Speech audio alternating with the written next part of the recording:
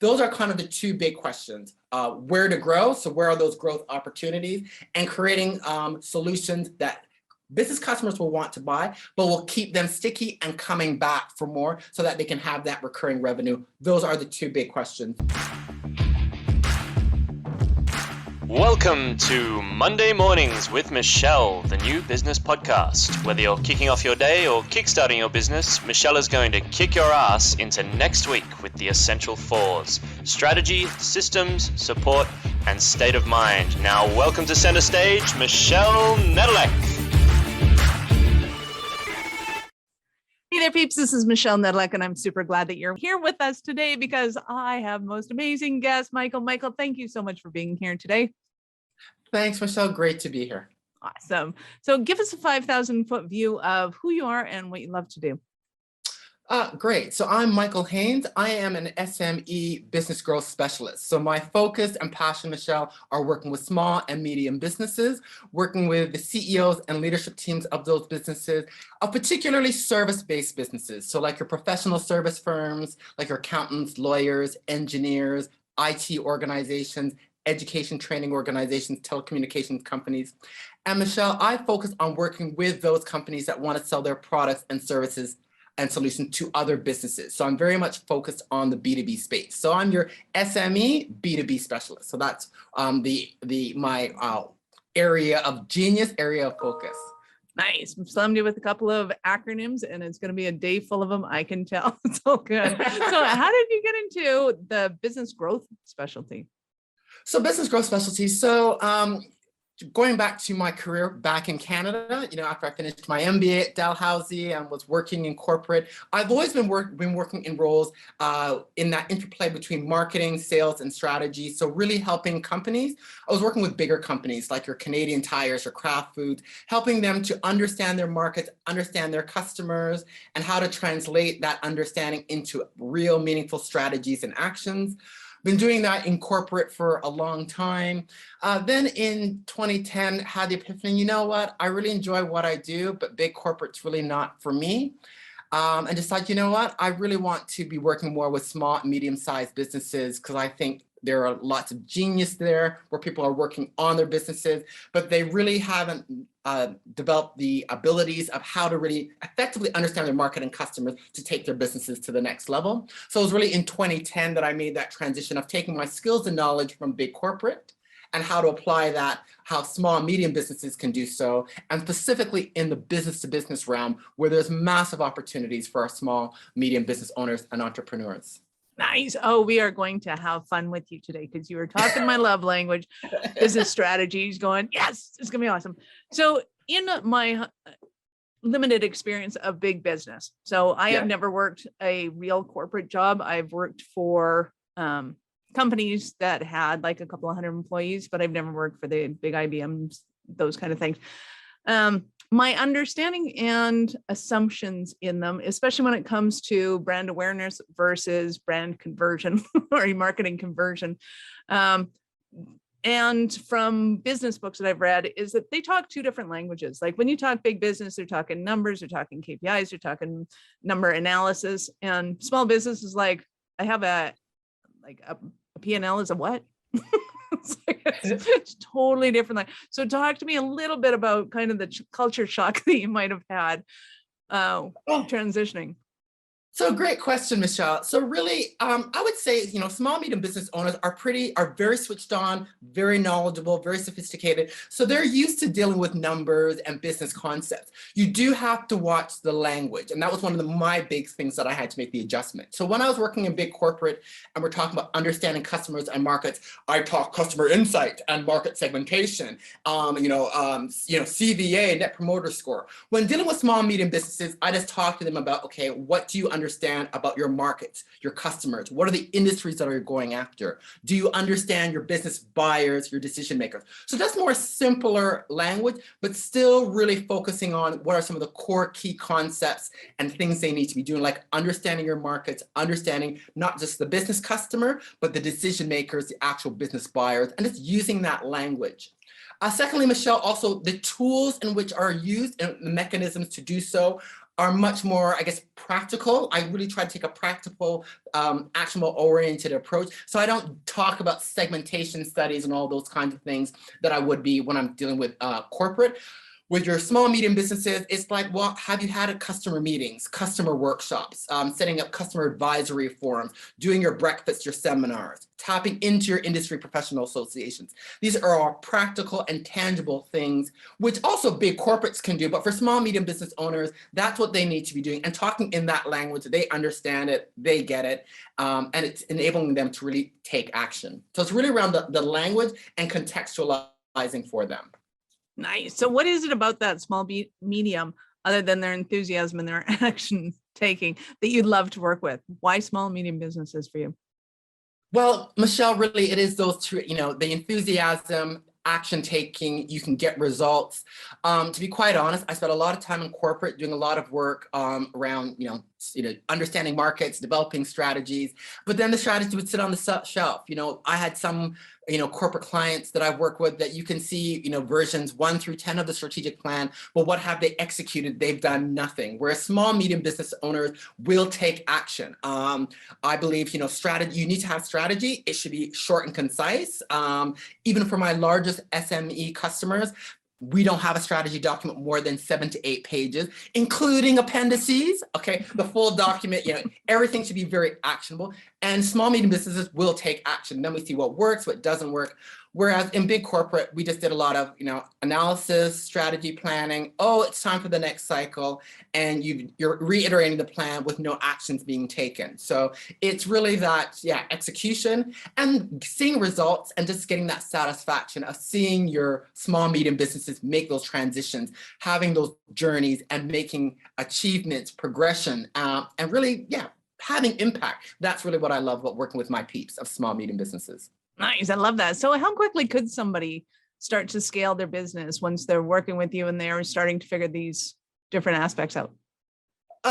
Okay, scaling. Well, scaling can be a whole different, that can take a while, scaling, which everyone loves to do yesterday. But in terms of being able to make traction, really within, 2 to 3 months, we can really start making some tangible, actionable progress in terms of really getting some runs on the board, in terms of getting those conversations, those meetings, getting some of those sales transactions and, establishing those relationships. So 8 to 12 weeks, we can really starting to move the dial and start taking some tangible actions that are really going to move those business goals and metrics that they're trying to achieve. Nice. So when we'll back up the bus, we won't talk about scaling yet. When somebody's running their business and just wants to keep all legs on the ground but move, what are some of the things that you see that you're like, oh wow, you shouldn't have done that? Like those kind of mistakes. What do you see happening?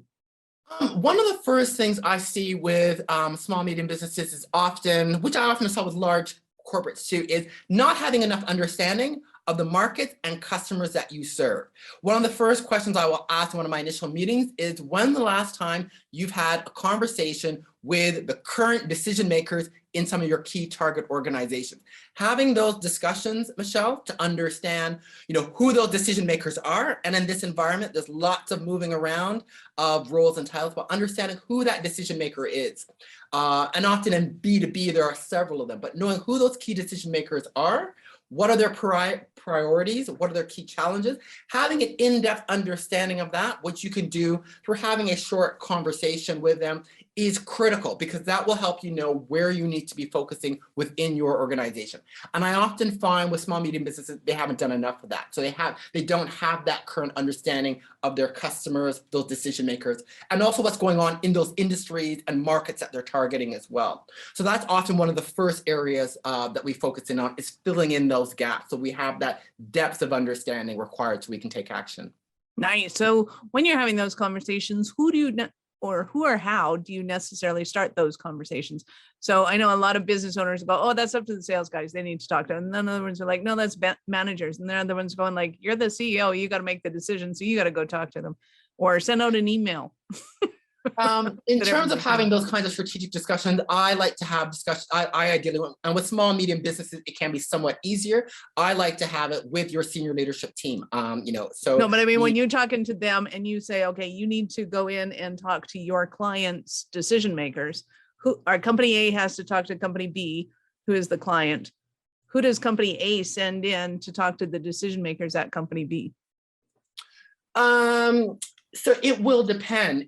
With some of the smaller clients, I often will have it. It may be involving the CEO, so it may involve the CEO, the business owner. Certainly the heads of marketing, sales, operations. We may start initially with your salesperson, making sure they're very switched on. So often salesperson might be that initial person who might start some of those conversations. And then we may later on subsequently build in and have other people. So your head of sales, head of marketing and business development may lead some of those discussions. However, Michelle, I'll preface, they'll be well prepared for those discussions by working with other members of the organization, such as getting feedback from the likes of marketing and operations. Because the key to success is you have to work cross-functionally. This working in silos no longer works. And marketing and sales in particular must work hand in hand, particularly in the business to business environment. Just by the way, business decision makers, B2B customers are now making decisions and how they buy, it's changed significantly. Do you find that they're getting better at that? Or is it still an issue where you're like, no, we need to figure out a time that you guys can come together?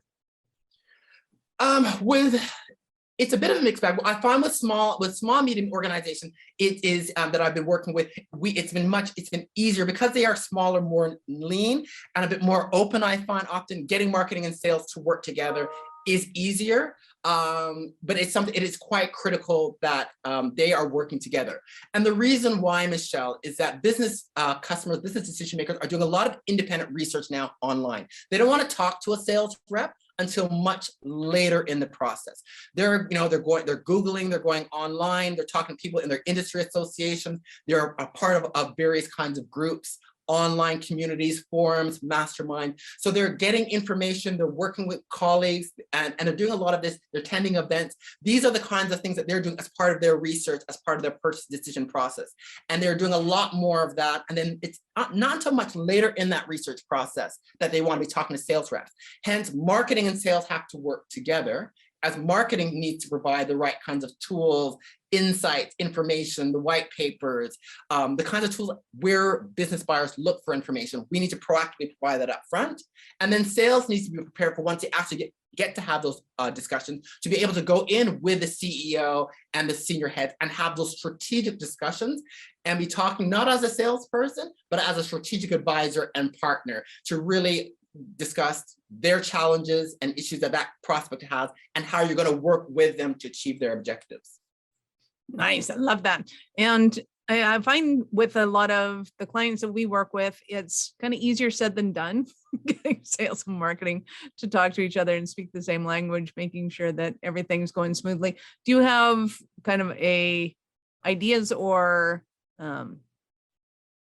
steps, solutions for companies that are looking at being able to get their sales and marketing or the different silos of departments talking to each other? Well, yes, a couple of things. One, certainly a top-down approach where that your CEO is really championing that, because in order to drive sales, drive growth that we want to achieve, you have to have your departments working together. Marketing, sales, your customer service and support, sometimes called customer success, your products, operations, they all will have to work to deliver to the customer. I think starting off and having some key discussions and meetings with marketing and sales, so having meetings and workshops so we get on the same page, so we know who are our target markets, who are our target customers, who are the target decision makers that we're going after, making sure there's clarity and alignment and understanding of who we're going after. That is the first starting point. And then start working out your plan of what you're going to be doing to service those prospects and customers in terms of providing the right kinds of tools, information, and insights proactively, which marketing will drive, and how sales will then be working to drive those strategic discussions and making sure they have that depth of understanding to really have strategic advisory discussions to work with those prospects and customers. So that alignment up front and having those kind of initial discussions and planning and alignment is really critical to marketing and sales working together. Nice. I love that. So give us an example of one of your Cinderella stories. One of my Cinderella stories. So one of my Cinderella stories, I guess, would be I had a insurance brokerage firm in Canada, in Ottawa, who national firm.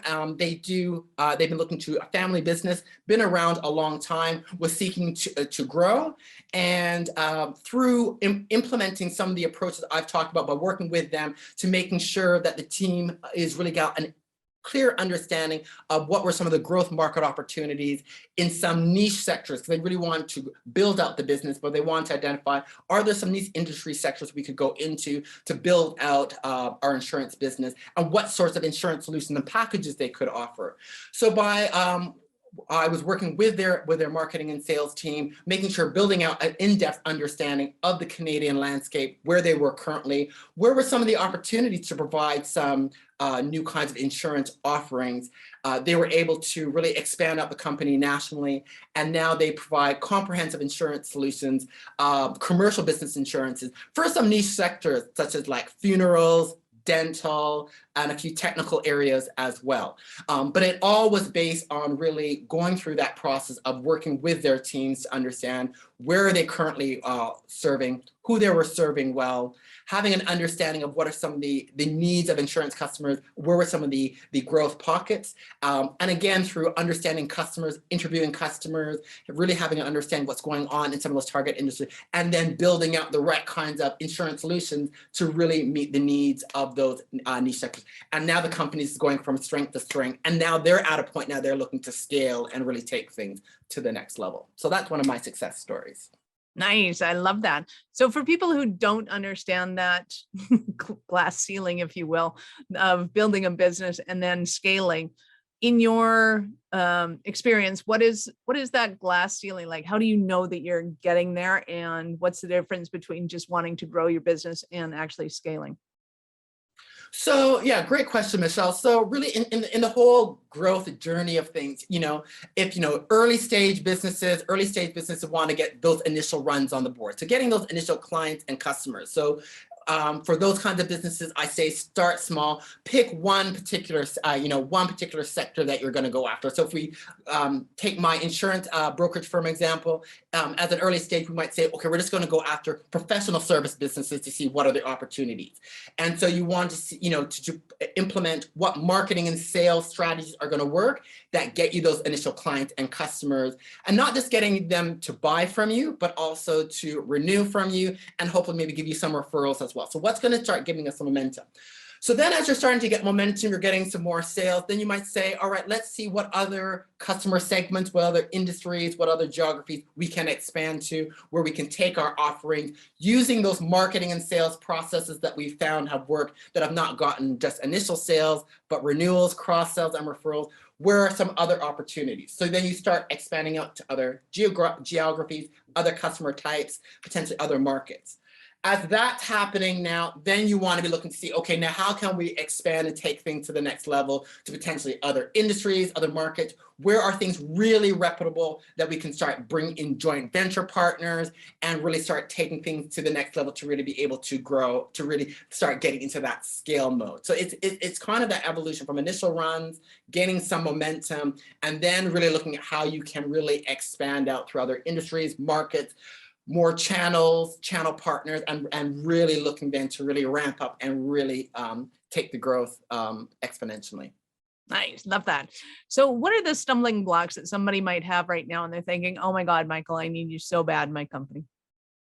What are some of the stumbling blocks? Often a lot of questions I've been getting during the past couple of months leading up to the holiday season, end of the year was, Michael, I want to grow the business, but they don't know where to grow. So they want to grow. We can service everyone, and I want to grow the business. So they're not clear on where are those true growth opportunities that make sense for them. So that's often one of the key stumbling blocks, that they want to grow, but they're not sure, where those growth opportunities are really at. So what industries, what customer types, what they need to be doing to offering them. So that's often one stumbling block, is where to grow, and then also how to grow. So is it going after new customers, new markets, developing the right kinds of solutions that business customers are going to want to buy? That's often a question, where how can I create a compelling solution that's right for my customers, my industry, that is really going to make folks sign up and hopefully want to stay with me as well. So those are kind of the two big questions: where to grow, so where are those growth opportunities, and creating solutions that business customers will want to buy, but will keep them sticky and coming back for more, so that they can have that recurring revenue. Those are the two big questions that has been coming up quite a bit amongst small, medium businesses. Nice. I love that. And I think it is so important that people realize that having customer loyalty, where they're coming back, is where you're really making the most profit, because you're not spending a whole lot of money on kind of marketing to them so much as just kind of retargeting them and going, hey, do you know we have this, that, and the other thing. Oh, and Michelle, yep. Great point. What I'd just like to jump in and add there, the key to having customer stickiness and having that recurring revenue, which has been coming up quite a bit, is in order to get recurring revenue, you have to deliver recurring value. So you have to give clients a reason to want to continue spending money with you. So I often tell a lot of my clients that I'm working with, and again, I work with a lot of service-based businesses, I say, well, where are the opportunities to provide those value adds, such as, any kinds of advice and consulting, reporting, giving them access to expertise, hand-holding. These are the kinds of things that your business customers often will need on an ongoing basis. They want to have access to support when things go wrong, or to get more training, or to get more advice. So how can you provide access to those things on an ongoing basis? That is often, if you could deliver it in the right way based on what your clients in your industry need, that is a way how you can get long-term clients, renewals, and also those recurring revenue streams where you can get your clients on retainers and having them for long periods of time. But again, the key is about you want recurring revenue, you've got to give recurring value. Nice. Absolutely, you do. That is fantastic. So I know that people are going to want to start their journey with you. How do they do that? Sure. Great question, Michelle. So best place to connect with me is to go to my website, listeninnovategrow.com. And on the website, there is a wealth of information, articles, blogs, videos, interviews such as this, which will talk to you about using what I call the Listen, Innovate, Grow framework on how you acquire, retain, and grow business customers in that business-to-business context. So listeninnovategrow.com, a great place to go. And you also can find me on LinkedIn. I'm very active on LinkedIn, putting out lots of content regularly, and I love to connect. So please reach out and connect to me on LinkedIn as well. Nice. And we, of course, will have those links in the show notes. And if you're driving right now and can't go to the show notes, go to awarenessstrategies.com/blog. And we will have all of Michael's information there.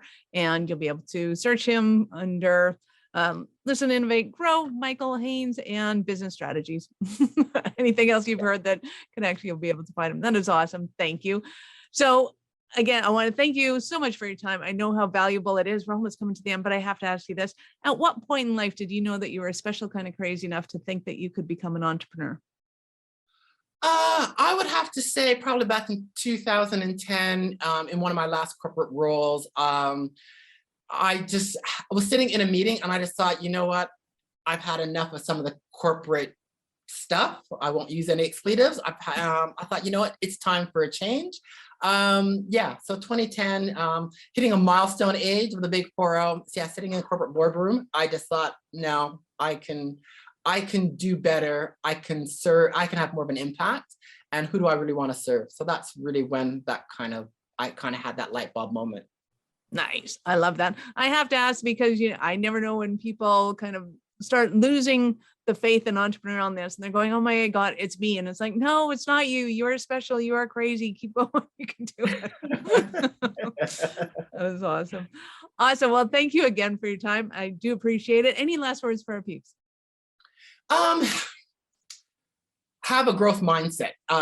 You've got to have a growth mindset and really continue working on developing yourself as well as your business. The growth mindset, and keep working on your growth mindset, because that is the key to everything. Because when your mindset is right, you'll be able to take the hard, frustrating days, weeks, sometimes months on this entrepreneurial journey that we're on. But the key is always work on training, building, maintaining a growth mindset. Very important. Nice. I love that. And while I have you, I'm going to sneak one other one in there, Go because for it. on that growth mindset, a lot of people go, well, yeah, I want to grow. What does it mean? How can they take some tangible steps to growing that, nurturing that mindset? Absolutely. So I believe a number of things, and I'm a big believer, Michelle, in practicing what I preach. So I listen to a lot of podcasts, or a number of podcasts that I listen to while I'm at the gym and on the weekends to help me get that mindset and maintain it, reading books as well. But even though I'm a consultant, I also have my own advisor. I actually have 2 advisors that I work with on my business to help me keep on my A game, take things to the next level, and also to keep me in the mindset, in the zone, as well as I am also an entrepreneur who is also going on the challenges of maintaining, building, and growing a business. So listening, reading, but getting mentors and being a part of a community of similar growth-minded, like-minded people is also very important. And Michelle, I will just say that third component is quite critical, because you can read, you can listen, but really having that advisor, mentor, and being part of a community, it's really that action factor that is really going to really help you build a mindset and be able to take action to get where you want to go. That is so important. I agree wholeheartedly, because I think as entrepreneurs, we get stuck going, oh, this is my baby. And obviously I'm going to be emotionally involved with my baby. And somebody like you can come in and go, oh, but you just have to do this, that, and the other thing. It's like, oh, okay. I could do those. That'd be all right. But we don't see those because, we're thinking it has to be hard and we have to do it. We have to do all these things. I love that. So maintain your growth mindset. Awesome. Thank you again, Michael. It's been awesome having you here. We will have your links to the show notes, the listeninnovategrow.com, and Michael Haynes on LinkedIn, especially. Thank you so much, Michelle. It's been fantastic. Enjoyed our conversation. It's great fun. This is Michelle Nedlak. Thank you for being here with us today. Be sure to subscribe to the show on your favorite podcast app so that we can help you scale your business. I love having you here, so come back again. Thank you for listening to our show. I'm all about being a resource center for entrepreneurs to give them the information and the support that they need to make it in business. As such, the notes for this show can be found at our website at awarenessstrategies.com/blog. Be sure to subscribe, give us a rating. I like 5 stars personally, and share with your friends.